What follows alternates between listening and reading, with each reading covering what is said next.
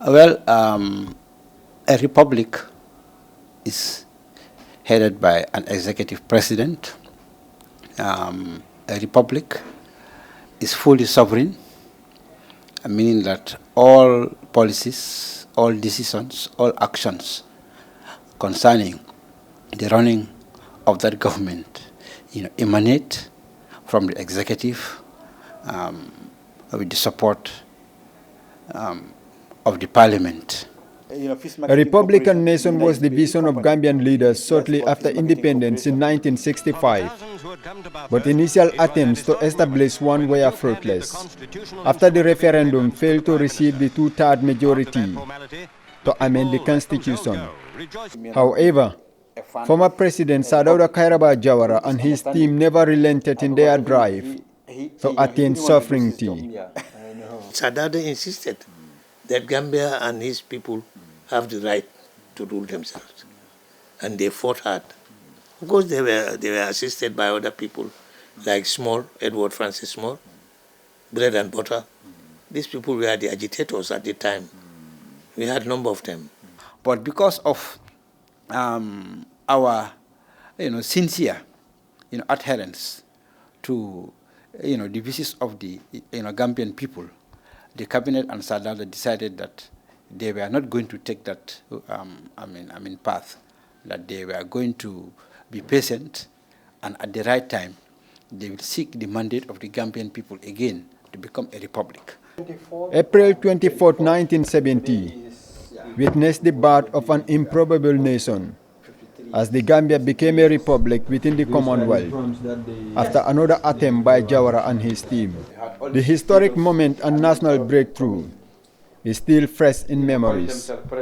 Republican Day is the date when we should be celebrating, because this is when things were handed over to us. Homegrown things were made. The Constitution is homegrown. By that I mean everything inside that Constitution was drafted by the people of this country for their interests to continue with their country. Sovereignty came with challenges and fears, as the opposition at the time thought things could go wrong. But in the end, the Jawara administration defied the odds.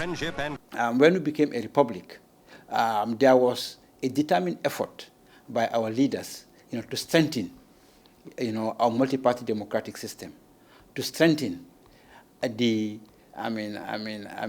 free and diverse press, that we had, to strengthen also our respect for human rights and the rule of law, which is why by the mid-70s, the Gambia was synonymous with all the good attributes of multi-party democracy, the rule of law, and respect for human and people's rights, which is why, in fact, our capital became the capital of human rights in Africa.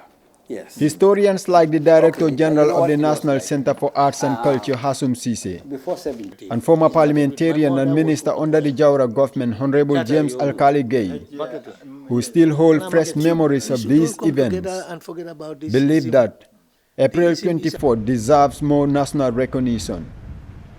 It seems as if that was the day we cut off the chain. We were slaves at that time under the British government. So if there is to be any celebration, I think we should be celebrating April 24th as our Independent Day. As a republic, and that was really the beginning of our march. Okay, as a free, people who had, the, if you like, the moral authority, to chart our own course. So I think 24th April 1970 should be celebrated as Republic Day with all the respect, that it deserves. 53 years since the Gambia gained autonomy from the British, there have been some gainful advances in the First, Second, and Third Republic, but more is still needed to further actualize the dreams of the Gambian populace. Famara, GRTS News.